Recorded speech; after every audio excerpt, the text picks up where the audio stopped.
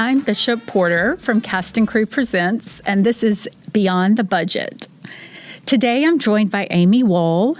She's a seasoned production accountant who's worked on projects like Gilmore Girls, Desperate Housewives, and Blackish. She's seen just about every kind of setup there is. We'll break down what production controllers actually do, how the job shifts across formats, and for those interested in a career in this field, you'll learn what you need to know. All right. Welcome, Amy. Thank you, Bishop. So glad to see you. Thank you for agreeing to My be pleasure. Part of this. I know you don't know what to expect. I don't, but I'm delighted to be here. Thank you. Thank you. Okay. Let's start at the beginning. How did you first get involved in production accounting? I know you had a degree in accounting, yes? Actually, no. I have a degree in French foreign language and literature. New You didn't know that, right? So, yeah, I went to college here in Los Angeles, and I was working in accounting. I worked in an office, a real estate office. Anyway, I went into banking.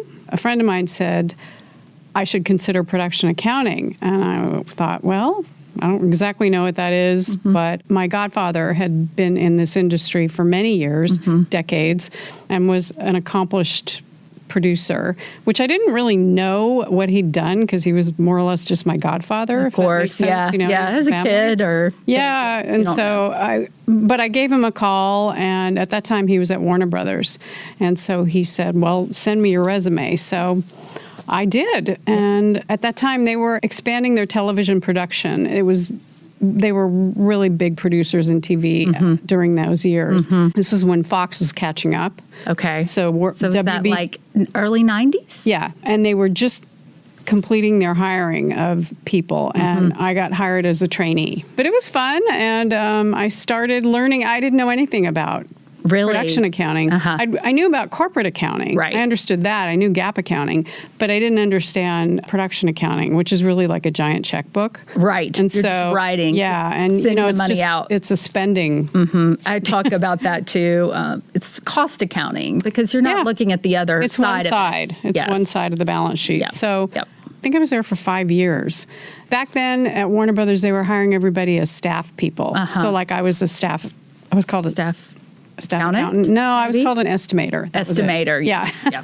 And I worked there, and I kind of got my feet wet, so to speak, and I learned about production a little bit. I learned a lot about the production accounting aspect, less about what happened on set, only because we were in an office. Sure. Yeah. And on the lot. They're filming in a soundstage, and you're in a cubicle somewhere where I know. we were apart. I was apart from production. Yeah. Although there were a couple times when I could go and join the production. Right. I mean, on a couple of projects I did for them. I know. Which was great. When I tell people I've done production accounting and some of the shows I've worked on, one of the ones I worked on was Below Deck, and they said, "Oh, were you on the ship? What does that mean?" I'm like, "No, guys, I was with my laptop at a desk, just entering invoices and checking boxes."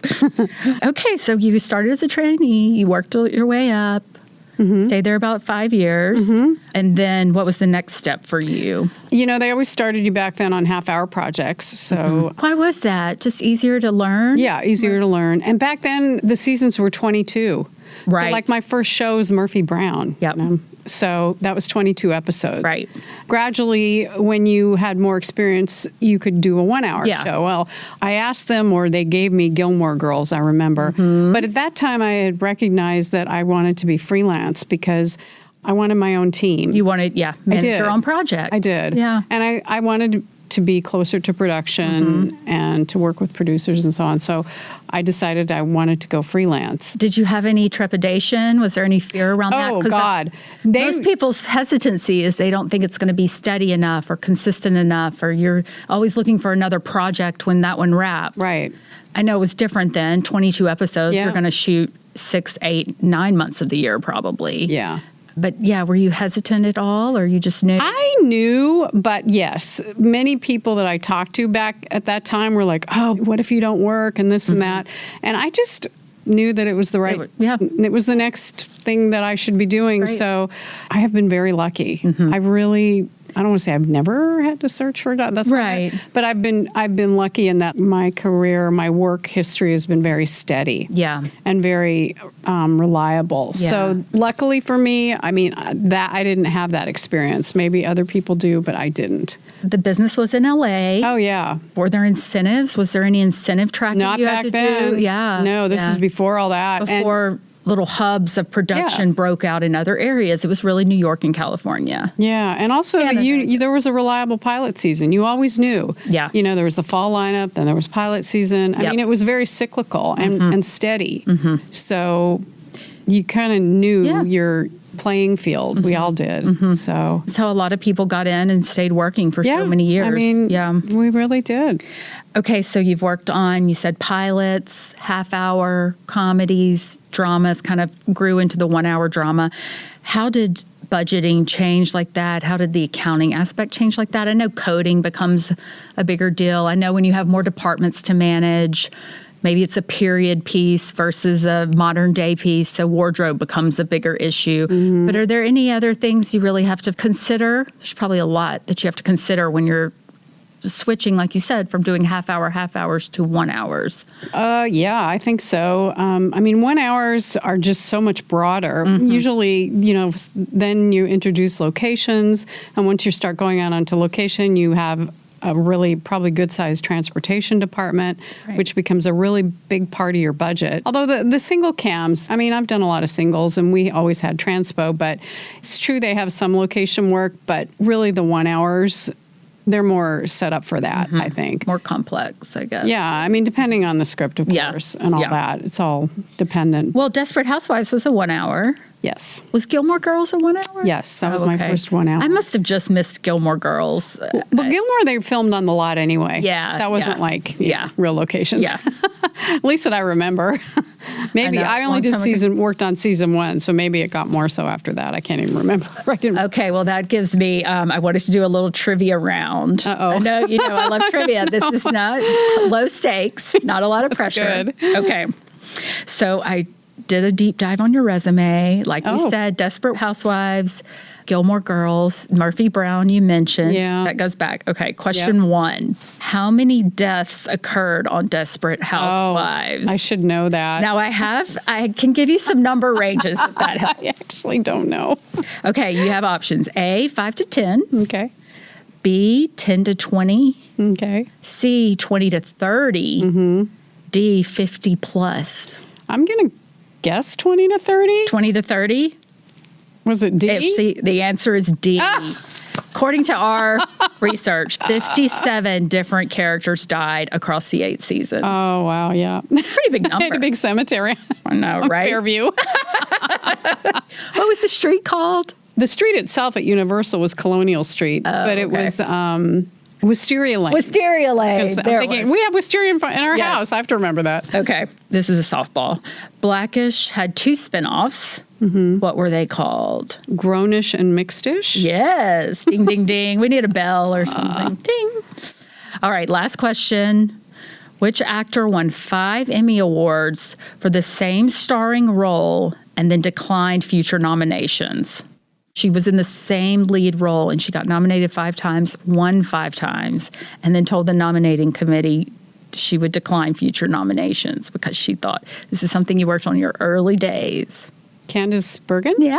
Oh. I didn't know that. Okay, one more little question round. This is going to be insight into Amy round. Uh-oh. What's your favorite crafty snack? Well, a chocolate chip cookie will usually get me to the crafty table. Or a brownie. Anything. Those 2 things, you're right. Yeah. Okay, I gotcha. Okay. We kind of touched on this. How many months does it take to record a 22-episode series? Well, that's a good question. If it's a 1 hour, it's one thing. If it's a half an hour, it's another. When we were doing Desperate, I would start the end of June, early July, and we'd go till the end of May. Wow. Yeah, so I was lucky if I got 3 or 4 weeks off between seasons on that show. So half hours are a little different. You could do those shorter amount of time. Well, you have 8 months or 9. It's more like that. My 9 months, depending on the studio, how much wrap they'll give you. Let's say it's a 2-episode block. Shooting 2 episodes at the same time. Yes. Well, you're calling it 2 episodes, right? And let's just say, for argument's sake, it's going to span 10 filming days. What they're doing is they're budgeting it all in one episode so that they can, for example, go to one location once and film for both of those episodes. Right. You know, instead of, or if they have a cast member, I mean, you would still have to pay them for 2, but, you know, maybe less days if they're the kind of thing. So capitalize on using a location, get it there, do everything you need, no matter, it doesn't have to be like sequential in the story. Exactly. And they can realize economies of scale, time, and it's more efficient in that way. Okay. What's your favorite department to work with out of all the departments? I know accounting, we'll put that one aside. My favorite department. Transportation. Your husband may or may not be in transportation. No, he is. We haven't worked together in a while, though. No? Just the way it's worked out, you know? I know costumes for me, it was always a lot to track. Costumes can be a lot, and if it's well managed, it can be amazing. Yeah. You know, they can be a lot of fun because they have a lot of fun stuff there. And fun stories. Yeah. And fun. And they deal with the cast, so that can be a lot of fun. Yeah. You can't play favorites. I can't say I have a favorite. Okay, which department generally gets their paperwork turned in on time? Any departments? That's what I always did when I was in that world, chasing paperwork. It sort of depends on the individuals. Sometimes they have good paperwork people hired, sometimes they don't. Yeah. So it can vary. The way it works is if I'm not getting what I need, then I'm complaining. And if nobody wants that. Nobody wants that. They do not want to see me in their office giving them the stink eye. I know. And they especially don't want to hear it from the producer if I still don't get it. Because that's the next step. Right. Is me saying, hey. And because also there's an immediacy to it. We need that stuff. Yes. You know. Things are moving fast. Yeah. It's and really fast. When you get a bottleneck somewhere, you can always usually pinpoint what's going on. But then you kind of get to know who where the weak links are. You can go chase them down if you need to. Right. Okay. Easy question. What's been the most fun rap party? Do y'all still have rap parties? I remember rap parties used to be a thing. They do. They're different now. Yeah. During COVID, we canceled a lot, but. Yeah. My most fun rap party. Oh, I know one.